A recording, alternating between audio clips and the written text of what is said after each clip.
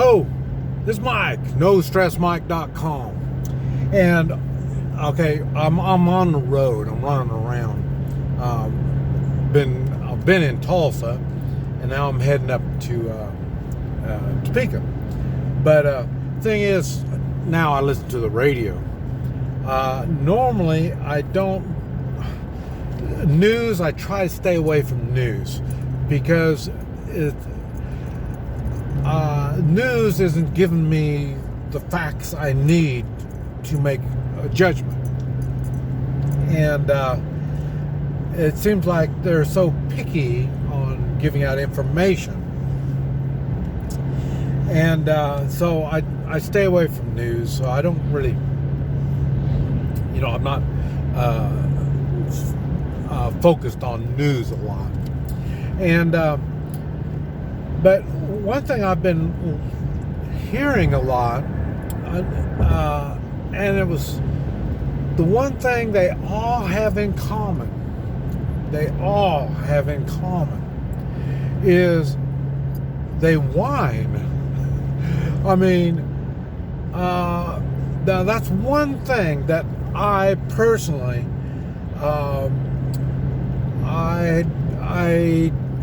I don't have any empathy for a whiner. For some reason, when somebody is whining, it just, I'll tell you, none of my friends, none of the people that I associate with, the people I meet strangers, and none of these people, none of these people, zero, whine about anything. And it's funny because there's things that we find not right. And I mean, we're all like that. Everybody's got things that, we think this is better and that better. But you don't whine about it. And you sure don't whine to me about it. Because the thing is, you start whining about it, and then I come back with, okay, what are you doing about it? What are you doing? Or what can you do? And all, the thing is, I'm making him take personal responsibility. Duh. Something's not right, and then you take personal responsibility. Okay, now it is something that you have no control about. Okay, then if you have no control over it, why are you whining about it? Okay, and so I'm real short-tempered when it comes to a whiner. And it's funny. Now I understand why I'm not LGBT, whatever, trans, whatever. I'm not one of these. I mean, because I don't want to hear you whine. You have a problem? You have a problem. What are you doing about it? What can you do about it?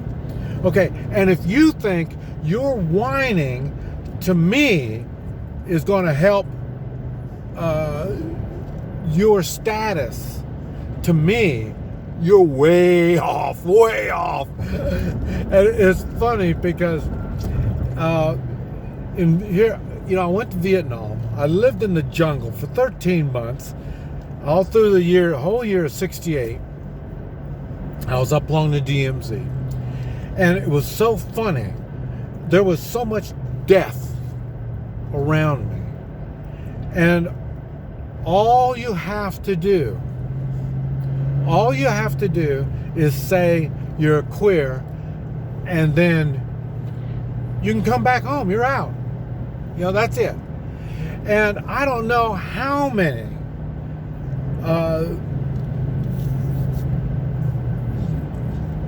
LGBs or whatever they are. I don't know how many of them were there. Because some of these people are patriots. Some of these people want to fight for their country. And I don't know how many of them were there. And all they had to do was say they were, and they could have got out. But they stayed there. I didn't hear not one whine, I'm a LGBD whatever thing. Never heard one.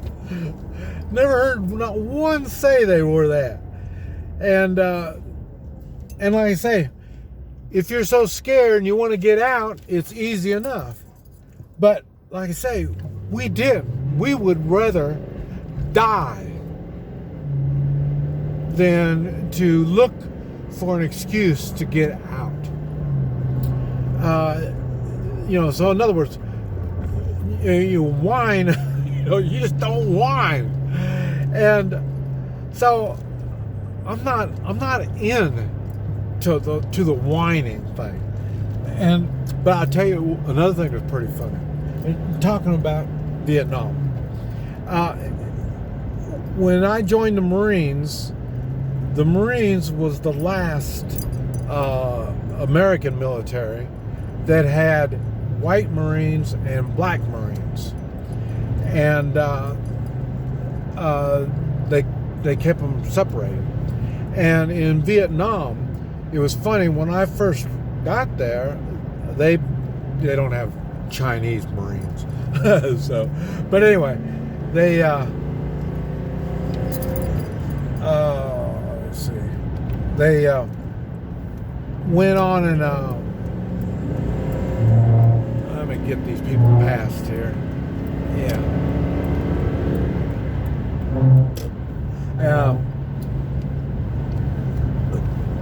They didn't, in combat, normally they didn't have black Marines in combat. And normally they didn't have Chinese. It was white. When I first went into combat, I was with an all-white unit. Everybody was white. And then after a while, then they started getting more and more blacks started coming in. And the reason was people were dying. They ran out. But they did, what they did was cooks, supply, like I talked about my cousins. They were washing bodies and assembling bodies, putting them all together, and put them in a bag to send them back to the United States. And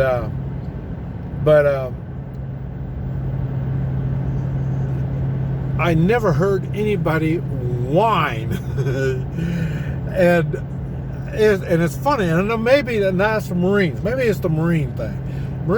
If you got a problem, what can you do about it? And then find somebody that can help you solve your problem or something.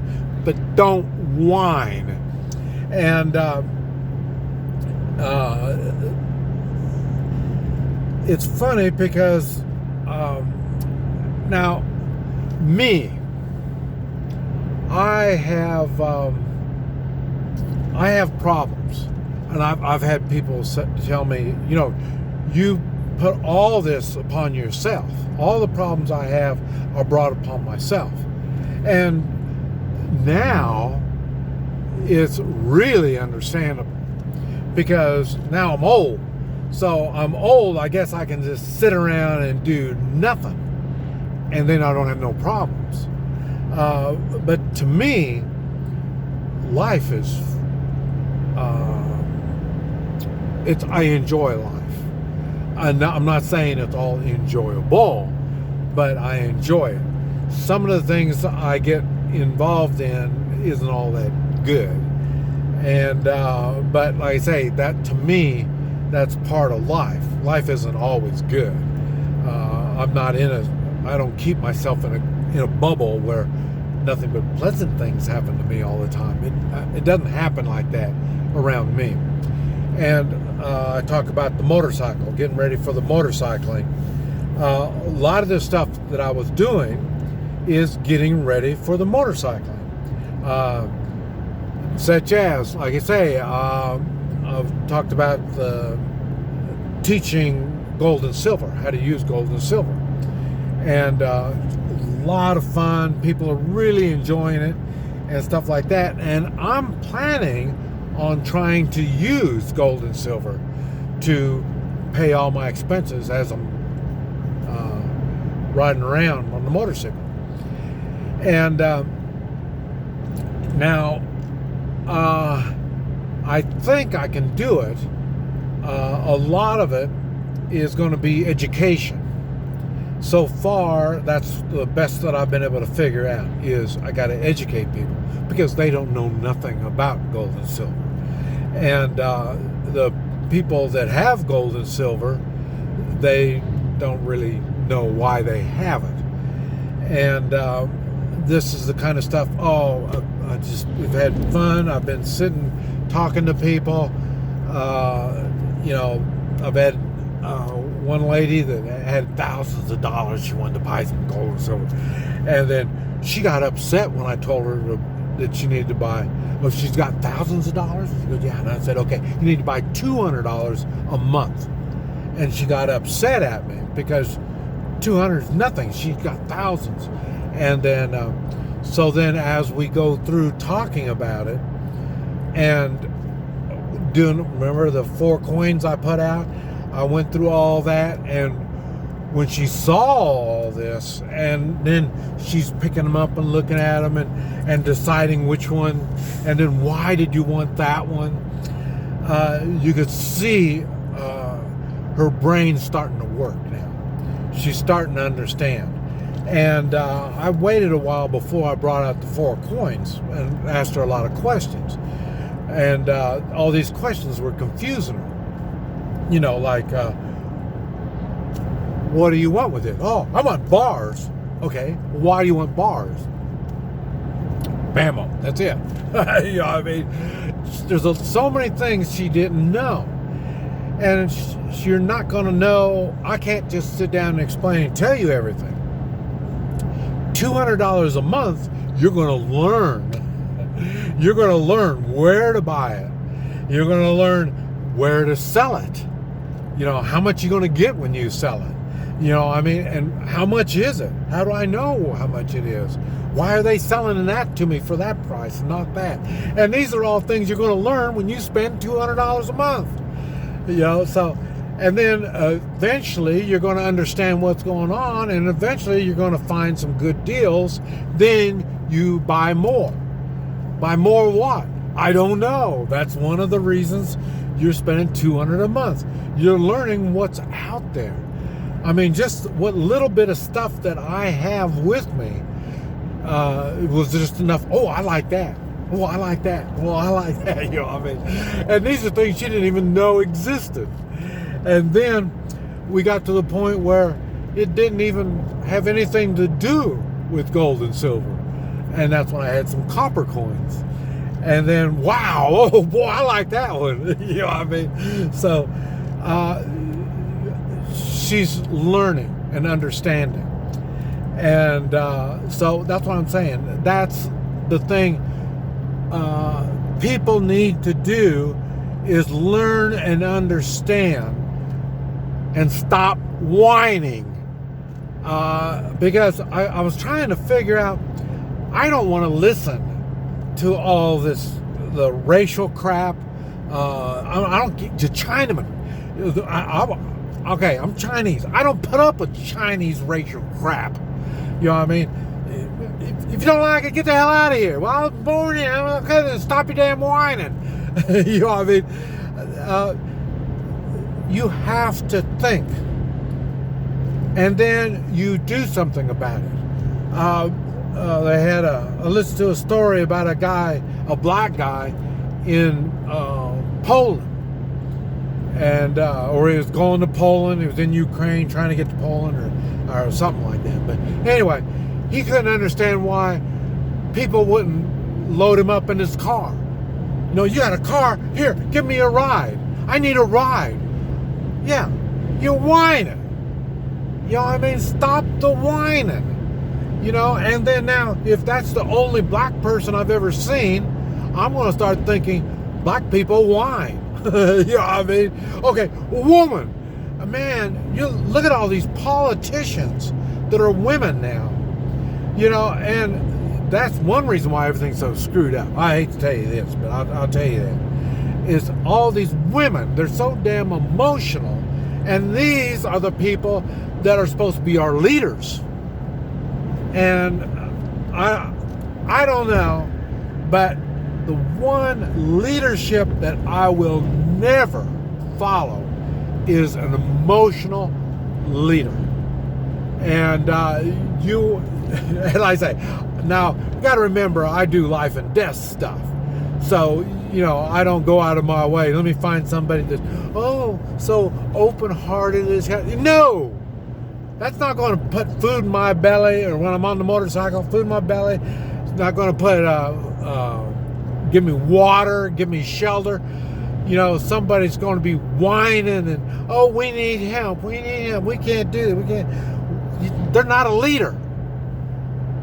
You know what I mean? A leader makes decisions. A leader thinks things out. And a leader, they're not young.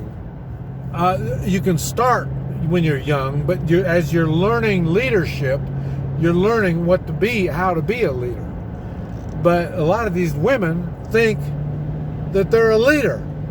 It must be because they're a woman. You know what I mean? They've been listening to so much of this crap. Listening to whining people. Oh, will you do this for me? Will you do this for me? You know what I mean? That's called whining. This country, the United States, isn't a bunch of whiners. It's supposed to be doers. Now we've got so much corruption, so much communists, not only in office, but as bureaucrats and the media.